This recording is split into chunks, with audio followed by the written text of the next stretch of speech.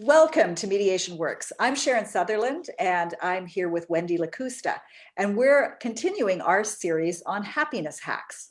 And we're here joined by an expert in oxytocin production. Yeah, so we'd like to introduce David, Paul, and Charlie. And David is a lawyer and a mediator in Kamloops. And it came to our attention that he had written an article for the Harvard Negotiation Law Review, which is quite an accomplishment. And it's called Canine-Assisted Mediation. And in that article, he refers to when we have pets in our vicinity and we work with our pets. It's one of the ways we can release that happy chemical, oxytocin, and other brain chemicals as well. So we talked a little bit, David, before filming today, about how you got into it, a little bit about your background, and then talk a little bit about the science. Can I ask you to start that off? Sure. Well, I got into it rather late in life. I was raised by an Italian mother, and my Italian mother allowed us to have pets, but only pets that we could eventually eat. So I had a few rabbits. I always wanted to have a dog, and having a dog just wasn't going to work. So as I got into my 40s, every time I saw a dog, I want to have a dog so bad. And then finally, an opportunity came about 15 years ago when we got our first standard poodle.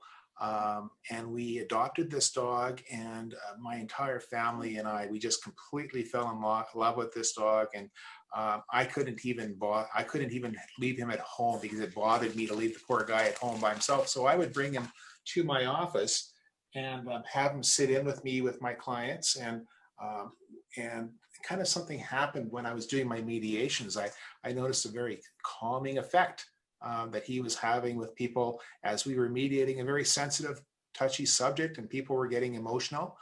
And it was a really calming effect. And then he died, and it was one of the worst things we'd had ever experienced. And I said, never again, I can't go through this again. And of course, I got thinking about a dog again. And this time I was in Toronto doing my master's paper.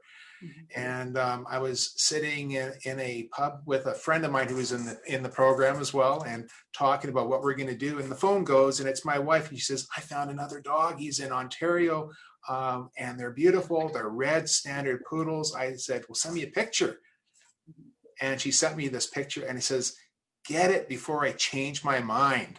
And then it came to me, this is what I'm going to write about. This is what I'm going to write about is the dogs in mediation, because as a lawyer, I see dogs at the courthouse. They bring them to the courthouse during family court day. When I was teaching at the university here in Kamloops, they would have dogs at the university on Thursdays for students. And, there was all this hype about dogs reducing stress and helping students when they're going through stressful times. And I'm thinking back about, as a mediator, what the dog did. I thought, that's the topic. I think there's something there. And I started researching the topic, and lo and behold, I could find absolutely nothing on dogs in mediation. There wasn't a single article out there, but there were hundreds of articles on the benefits of dogs in cancer clinics, in schools, in hospitals, in dental offices, hundreds of articles on how dog has really served mankind in a very positive way for hundreds of years. And in the 19th century, in hospitals, and the benefits were amazing. And I started to explore this further. And now I'm getting into the sciences, and this is, a little bit difficult for someone who's trained as a lawyer. I certainly had my share of sciences 30 plus years ago when I was undergrad, but this was like tough reading and tough slugging. But I started reading, and there were hundreds of studies on these, what they call neurophysiological stress markers that we produce when we have stress. And one of them, for instance, is cortisol. Cortisol is that chemical that's created in the brain that causes the fight or stress reaction that we will have during a stressful event. There are people that have high levels of cortisol because of something wrong in the brain and the pituitary gland, which the areas where the brain creates that chemical, that are constantly in a state of stress, and it can be a terrible thing. Well, they did studies and they found that people that are engaged in a stressful event have high levels of cortisol. But lo and behold, you bring the dog into the process, the cortisol levels went down, which was amazing. There's the adrenalins or the epinephrines and the neuroepinephrines. And what happened, they found, is that they dropped. You bring a dog into a stressful event where those chemicals are high in the body, you bring the dog into the process, they drop. There's something else that we produce in our saliva. It's called immunoglobulin A, and it's a stress biomarker. And basically, what happens is that the body will react to stress by creating less IgA. So they found that you bring a dog into the process, you bring a dog into a stressful environment.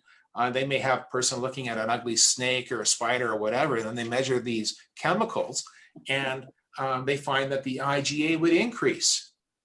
Wow. But really significant was this chemical called oxytocin.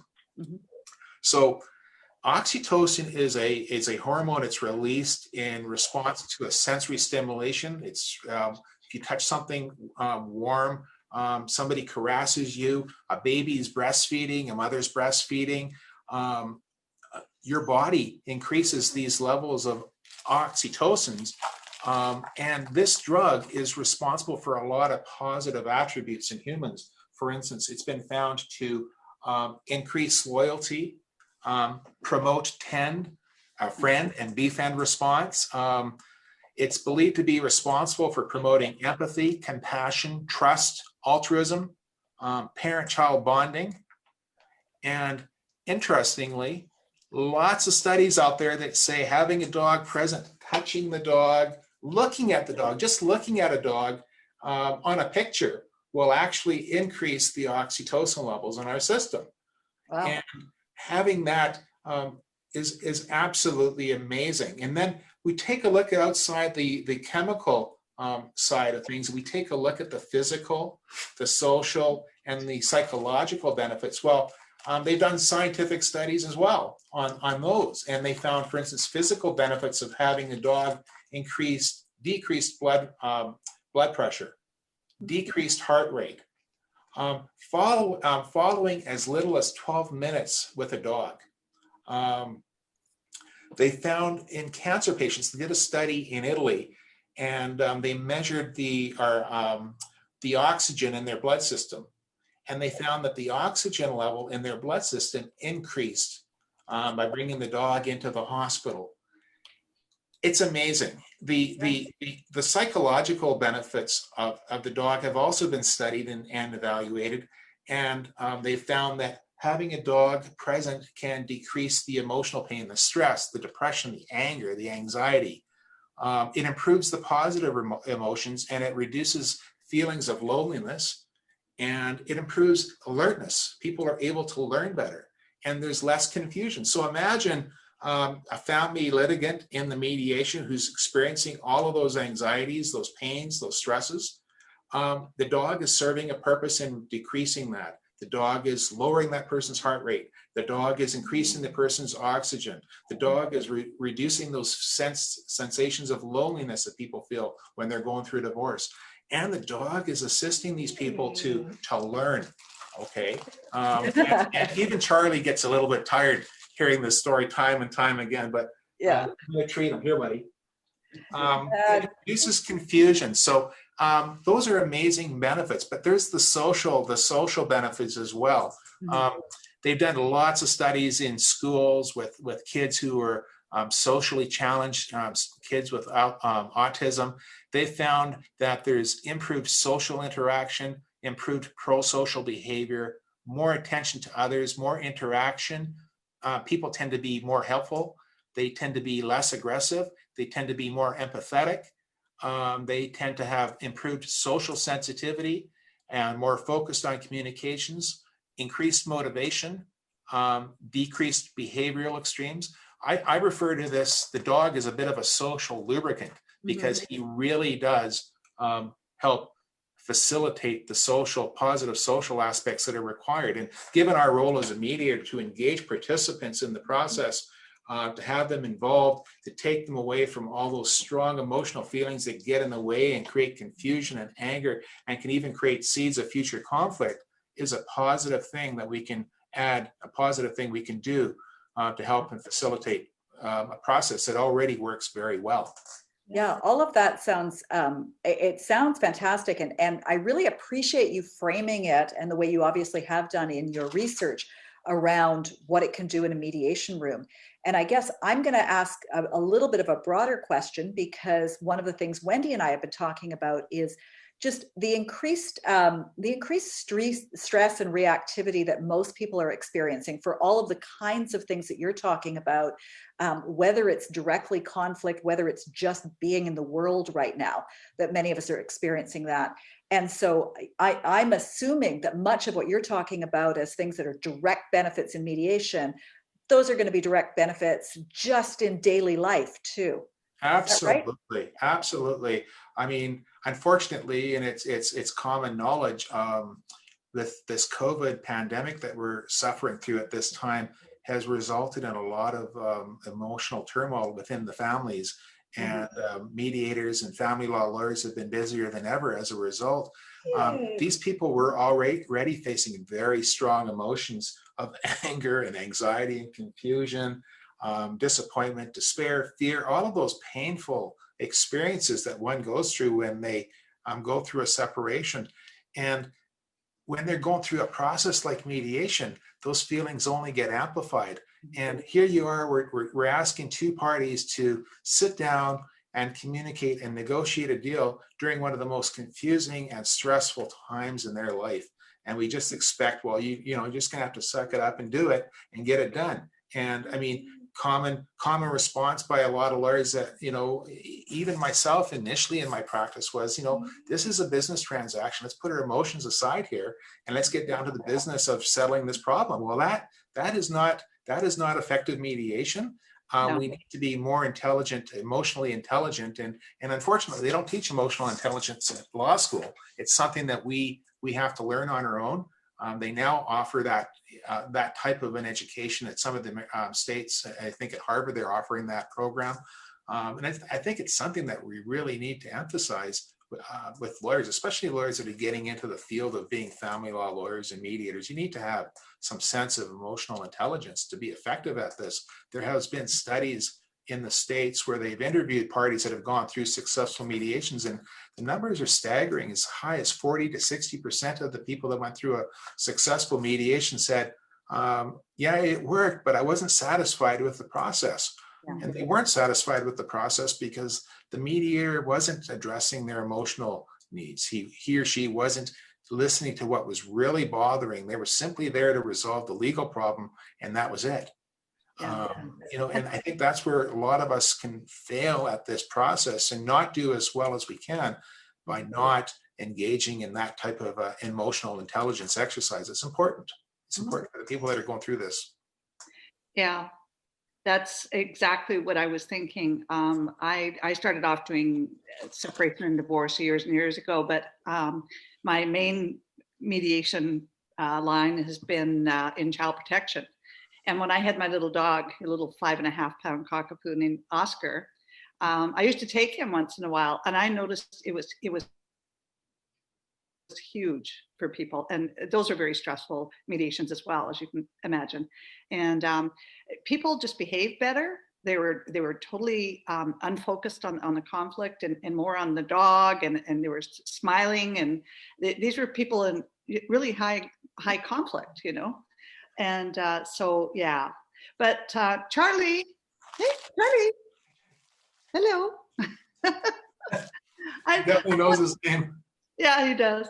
One of the things I write about is the ethics and the responsibility to the dog, and not just keeping an eye on the dog's attention and his alertness. And he's working, and right now he knows he has to behave. He's doing something special for me, and of course I'm treating him. But I have to be mindful of that as well. So I might have to excuse Charlie in a few moments. I apologize, but Charlie might need a break. His attention span's a little bit less than mine. Right. And as you said earlier, there's a benefit for Charlie as well. I mean, I'm sure just having you there and touching him and giving him his treats and so on is releasing his oxytocin as well. You can tell he's happy when you look at him. He's happy when you touch him. You know, there's a huge benefit for me as the dog owner to have my best friend with me at work, at home, because my oxytocin levels, I know, or I've had lawyers that have known me my entire career say, David, ever since you've had a dog, you've been completely different as far as your levels of stress. You're different. You're not as type A as you used to be. You're more relaxed. And you know, I really believe that to be the case. A few years ago, my in-laws passed, and they both died within 3 months. And it was a tough time in our house for my wife, for my kids, for myself. These were people that we were very close to. They had been a large part of our life for a long time. And having Charlie there was probably the best medicine we could have asked for. When my wife was, you know, sitting alone, having a sad moment, crying, Charlie sensed that, and he went to her, and he's a 60-pound lap dog. He jumped on her lap, and he does it every day, every night. Charlie has a routine now that he has to sit on my wife's lap and cuddle her, as big as he is. And I just say, what are we doing? We're spoiling this guy. What kind of a therapy dog is he? She says, he's amazing. So, you know, he serves a great purpose. For me, the mediator, for me, the owner. Absolutely. And there's a few lawyers I can think of. I'd like them to get a dog, I think. Yeah, maybe the Law Society should be requiring certain lawyers to have dogs. Yeah, and I'm just going to put it out there. Yeah, it's a good thought. No, I mean, I happen to be a dog person, and we have dogs. I used to love watching the show Dogs with Jobs, so completely inspired by everything in it. But I'm also pretty conscious that there's people who might be reacting really positively to other animals as well, and that people have their different reactions. So I'm just going to kind of put it out there, and I'm going to go back to something you said early on, David, because I had a little bit of a reaction when you said ugly things like snakes and spiders. It's scary because, like, I'm also a snake and spider person. I love snakes and spiders. There's very few things that are softer and sweeter than tarantulas, and there's very few things that are cuddlier than some boas. So, so I'm going to say it may not be for everybody, but I wonder if you can't get similar reactions from other animals if you're checking in a little bit about who's going to be in the room, because I'm assuming you're checking in about allergies with dogs and things like Absolutely. that as well. I will say, just pick up on that. That is one of the reasons I have a standard poodle. I'm asthmatic, and you know, I haven't really had serious asthma, knock on wood, for years. But this guy is hypoallergenic, and after our first dog went, we had our vents cleaned out at the house, thinking I would get all kinds of dog hairs and dander. There was nothing. I mean, this guy never sheds. I can go like this, nothing comes off, and I can put my face into him, and I'm breathing just fine afterwards. So you know, but you're absolutely right. You know, you have to keep these things in mind. But getting to your other point, the studies that I looked at when I was writing the paper weren't just dog related. They were mostly dog related. But the reality is that a soft bunny rabbit, a cat, a bird, just having a picture of that animal, they've done studies, just having a picture of that animal present can cause the oxytocin levels to go up. In fact, they've done studies where they've compared the level change in oxytocin to a dog, to another human. And believe it or not, our oxytocin levels actually got higher when we interacted with a dog than when we interacted with another human being. And not really quite sure why that is, but I think one of the reasons is that dogs offer unconditional love. I mean, this guy is getting a little frustrated with me right now, but he is behaving. He still loves me, and he always will. I could bawl him out. He'll still love me. He never judges me. He thinks, you know, he thinks I'm a great guy no matter what I say to him. So I think, you know, that unconditional love that you get from a dog can make a huge difference. But, you know, just getting back again to the point, cats, bunny rabbits, I think they've done studies, and it's not just dogs, but definitely dogs have attracted the most research, and there's good reason for that. Dogs are tactile, they're easy to obtain, they're very easy to train. There's a lot of scientific study on them. Dogs have co-evolved with humans for thousands of years. They've done studies, archaeological digs where they found remnants of dogs beside caveman. Okay, and it probably wasn't even a dog at that point. It was a wolf. It was a canine. So we know that at least 500,000 years ago, humans were interacting with canines, and we know for sure that at least 12,000 years ago, humans started domesticating. So they've actually co-evolved with us, and they're just a natural choice of an animal to have in this process. And of course, dogs are very social, and there's not a lot of risk involved. Yeah. Well, Wendy, I'm thinking that we probably need to wrap up, even though I think we could sit and look at Charlie all day, even though Charlie is not going to want to have us here all this time. Yeah. But I want to say thank you so much, David, for joining us. It's just fascinating, and it's obvious that you just know a ton about the dogs, and I think many of us can take away from this the need to just look at who we're bringing into the room with us and how we're creating that space a little bit more broadly than we might be thinking. Well, thank you very much, Sharon, and thank you, Wendy. I think it's great that the two of you are putting on these videos and these educational series for lawyers and mediators and public generally. I think it's a fantastic thing that you're doing. So thank you for that. Thanks.